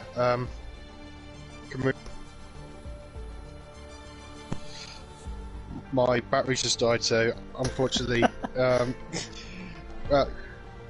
done, Macho. And do you think you can win next France? Sorry, I'm rushing it. No, I mean, I know a lot of guys have very, very good pace at France, but there's always a chance, and I know I found my rhythm, so I'm definitely gonna go for a full send, and obviously good points for Alfa Romeo today as well, and hopefully we'll continue that next week. Yeah, I'm sure he will. I'll let Michael, of course, charge his his controller battery up, in fact, and obviously I'm sure he will be very thrilled in terms of your P4. But go and enjoy your evening, Macho. Thank you, thanks for comms, and enjoy your evening as well. You are very welcome indeed, and I think, if I'm not mistaken, that marks the end for tonight's FRL livestream. And it has, of course, been absolutely fantastic to cover the action once again. There is a distinct possibility that I am not going to be here next week for the French Grand Prix. obviously due to many reasons, whether or not that if we're going to be having family visit us up here in Sunderland, or if we're going to be visiting family further down in the country. I know I've got family that live locally as well, so whether or not we are visiting remains to be seen. But at this moment in time, if the restrictions stay as they are, we are going to be having people around. So unfortunately, it seems like I might be missing commentary next Tuesday, but I'm sure Charlie and Jack, if I'm not mistaken, are going to be taking the action, unless it's you, Michael. We have to wait and see about that, but we will have a stream up for that race, so you shouldn't have anything to worry about. You shouldn't have anything to worry about, indeed. And obviously, if any restrictions change, I'm going to be here next week regardless. I'll probably be tuning into the stream just from the other side of the realm. And may I mention as well, of course, we've got more action to come on FRL next week, but we have got a 24 hours of F1 event coming up within the F1 community. And of course, I'm going to be part of the commentary team that is going to be delivering that. So I will be sending out links and everything to the streams that I'm going to be covering. I'm going to be doing it with Luke Etheridge on this Saturday night at 7:30, and I need to get confirmation about the schedule. And I've actually got the schedule here, and I'll tell you what I'm actually doing, if you give me a second. And it's good actually, because this event has been hosted the last couple of years within the community. It's good to see new teams getting involved. We are proud to support, of course, Young Minds and Special Effect, two charities that we're going to be giving donations to. The last event that, of course, we did, I raised more than £2,000 for the registered charities, and I think it was for the NHS, if I'm not mistaken, the last one that we did, and it was certainly for the Mental Health Mind charity that we did it for last time in December. So hopefully you'll be able to tune in. If you want to tune in for my stints and my stints only, I can tell you that my stints are... hang on, I need to find it first. Give me a second. I'm about to find it. It is 9:30, 7:30 I should say, Austria, and myself and Luke Etheridge taking through the action. Drivers like Shazoo Cortez, we've got Valentus Nolan being in there as well. VSR Jordan, of course, very good driver from the PSGL F1 scene, and Ollie Flav and the like's going to be taking part in that. And then at 8:35 UK time as well on the Saturday night, I am going to be taking the stream again with Luke Etheridge. We do two races each, and the likes of VSR Zander, VSR Duncan are going to be in that race, and that is around the Netherlands for the Dutch Grand Prix, and hopefully you can tune in for that. And I'm also ending off the stream as well on the Sunday morning at 11:45. It is myself, and I'm very proud to say we are going to be having F1 esports royalty joining me in the commentary box. Mr. Matthias Van Erven is going to be joining me as a co-commentator for the final round of the event, which I'm sure you will all get involved in. There'll be links, I'm sure, sent out, and everyone in this F1 community will get involved. I am very, very sure indeed. But I really hope you enjoyed the stream. If you did, like, comment, subscribe, tick that notification bell, of course, if you are new. More action to come off the FRL channel next week for F3 and F4, of course. Happening on Monday. I think, if I'm not mistaken, is it F4 that is not having the restarted race? Correct. I am correct. Good, so it's on the F3 then at 7 PM UK time next week, and then F1 and F2 getting restarted races as well, and that is going to be at 7 PM UK time, and you can tune in for that as well. But we are done here. Thank you so much for watching. Please stay safe in this crazy world that we all live in. For myself and Michael, and from everyone here, thank you so much for watching, and until next time, goodbye. Right.